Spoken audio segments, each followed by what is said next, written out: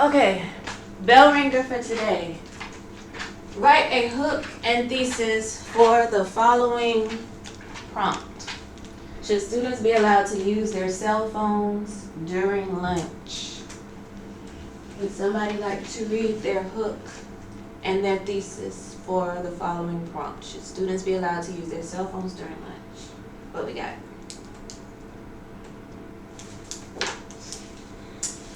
Volunteer. There's only two of us. Okay.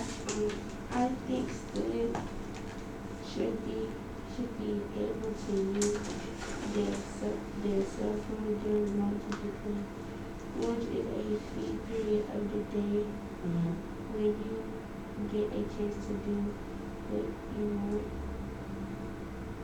Okay, good job.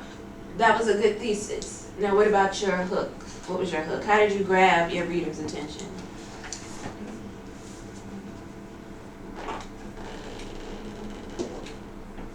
So let's talk about how you could have grabbed your reader's attention. How would you feel if you were not allowed to use your cell phone during lunch? How did I start my hook? With what?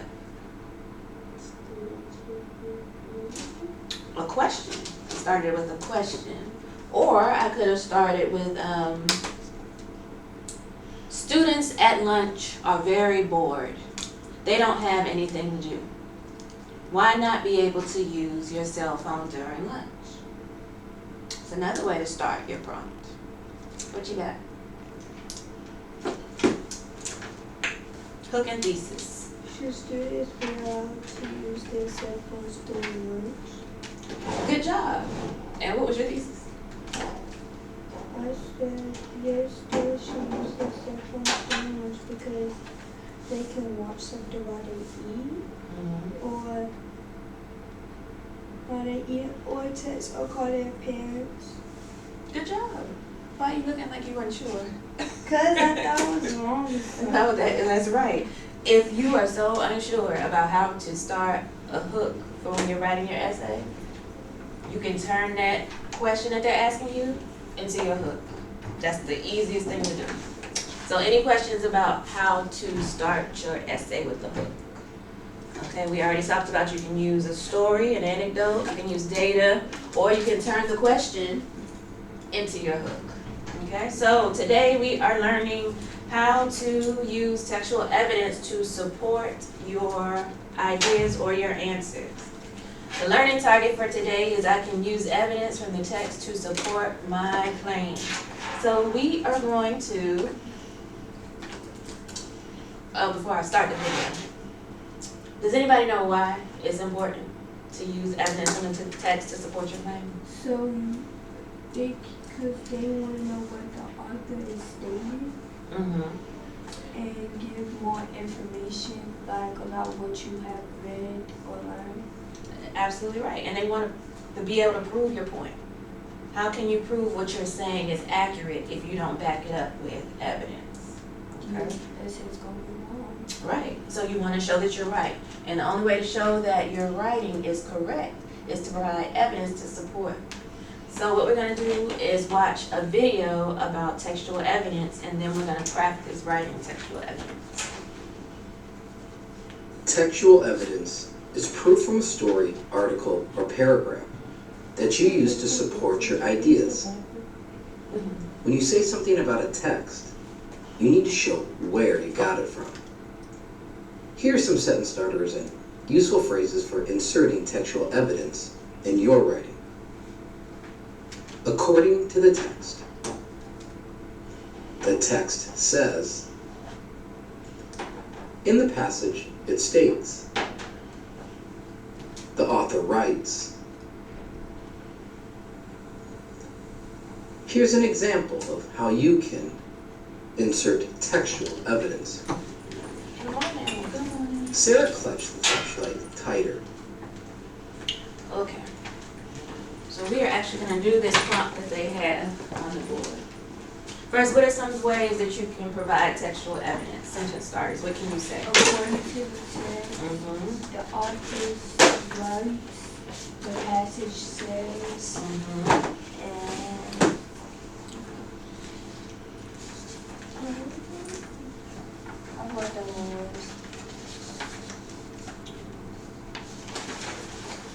let's look at the sheet that is in front of you. What is textual evidence? Somebody wanna read what textual evidence is? Janaya Jordan. Textual evidence is proof from a story, article, or paragraph that you use to support your ideas. When you say something about a text, you need to show where you got it from. Here are some sentence starters and useful phrases for inserting textual evidence in your writing. Okay, you wanna read the first step? Step 1. Explain evidence. According to the text, the author states on page number, it says, as described in the article, making emphasis. I can infer that blank because that evidence suggests that from these lines, readers can conclude that paraphrasing ideas.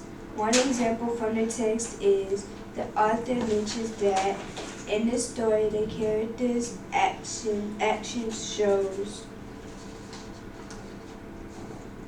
Okay, good job. I'm gonna put it up here too on the. I read step 2. Can you do it? I read step 2. You sure can.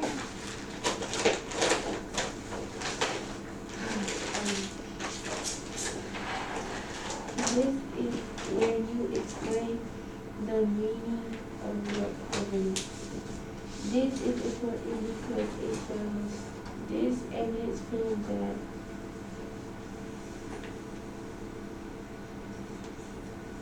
Furthermore.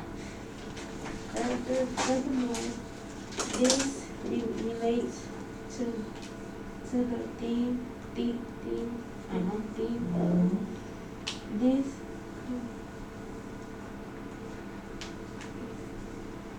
This confirms that Good. this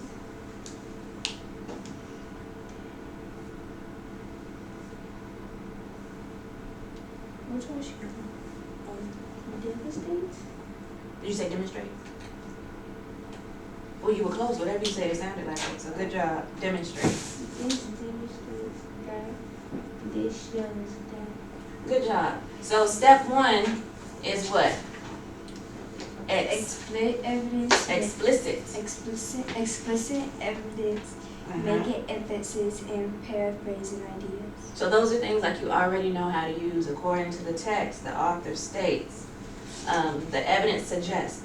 Look under the column that says making inferences. Does everybody see that one? The ones that Where it making says I inferences? can infer that. Yes, I want you to scratch out I can infer that. Scratch out I can infer that because our goal for writing from now on, unless I tell you to, is to not use I in your writing. No I, me, or mine. So we don't want to say I can infer. So you could say one can infer, or people can infer, but you don't want to say I can infer, okay?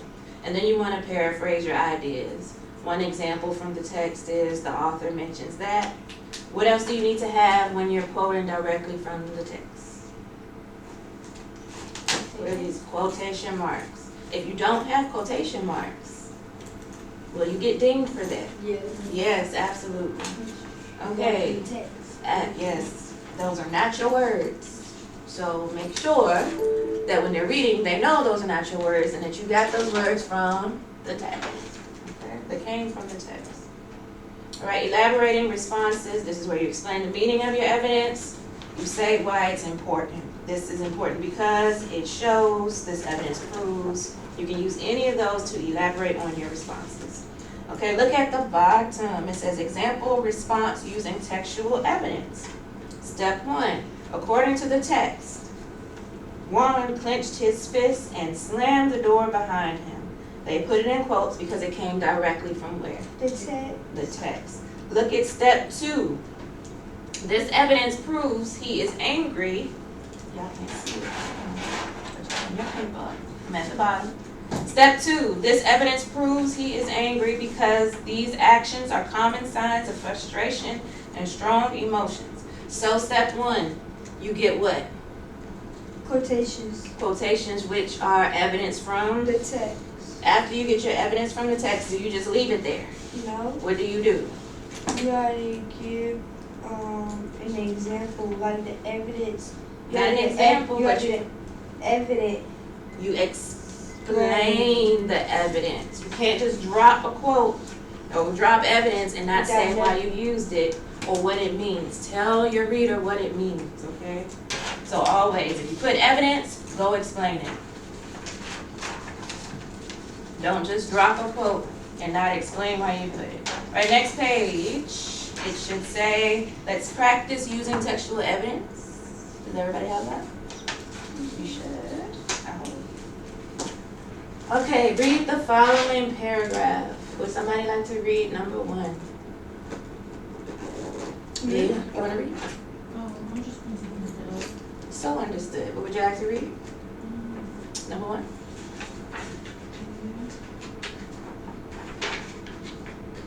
When I come back from the bathroom, can I go? Mm-hmm.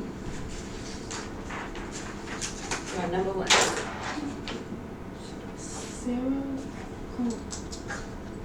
Sarah collected. Clutched. Clutched the flashlights on How? How do the tree? Her backpack dumbly Thumped. against her back with every step. Well, we will be fine, she whispered, but her voice trembled. The path ahead was barely visible. Okay, so question, how do we know Sarah is nervous?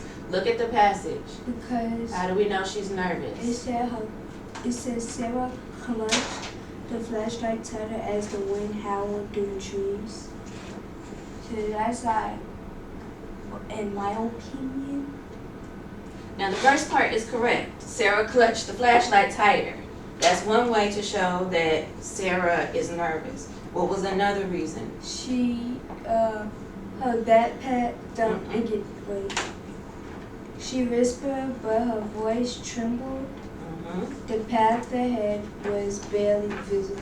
Good, so how can we turn that into our textual evidence? How can we write that? Wait, how do we know it says we can write the author,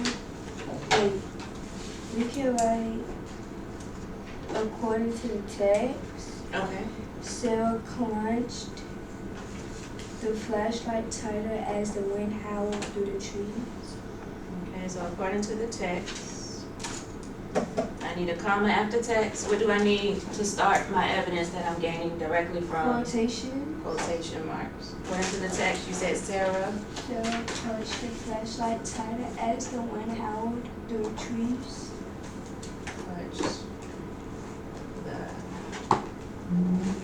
flashlight tighter. Now we don't need to put as the wind howled through the trees because that doesn't really show her being nervous. We want to put the part that shows her being nervous. So I'm going to put quotation marks at the end of tighter because that's the end of it. And what was the other part we said? She whispered, but her voice trembled. Okay, so I'm going to put my quotation marks again and write her voice trembled. Can I use the bathroom? Let's finish this first one, okay, and then you can go. Trembled. Period. And then the period goes before the quotation marks. What does this mean? We have to explain our evidence. According to the text, Sarah clutched the flashlight tighter and her voice trembled. I think I'm going to start with this confirms. This confirms. What does this confirm?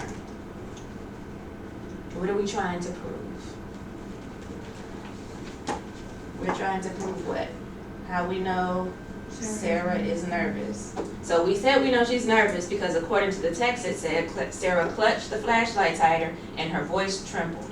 This confirms Sarah was nervous because gripping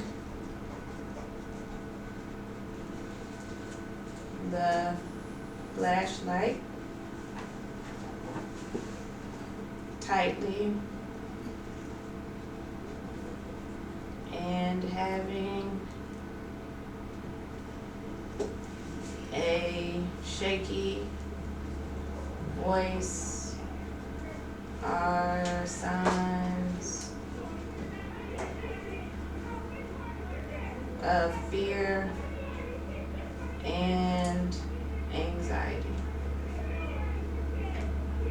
So after I put my direct quote, I said what my quote means, why I used it. According to the text, Sarah clutched the flashlight tighter and her voice trembled. This confirmed Sarah was nervous because gripping the flashlight tightly and having a shaky voice are signs of fear and anxiety. As soon as you finish writing it, you can go to the back.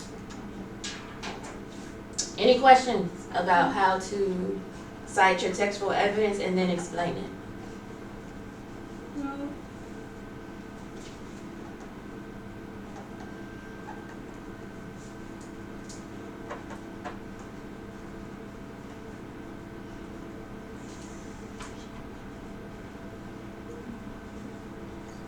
Miss Moore, Mm-hmm. do we have to like explain like why she was nervous?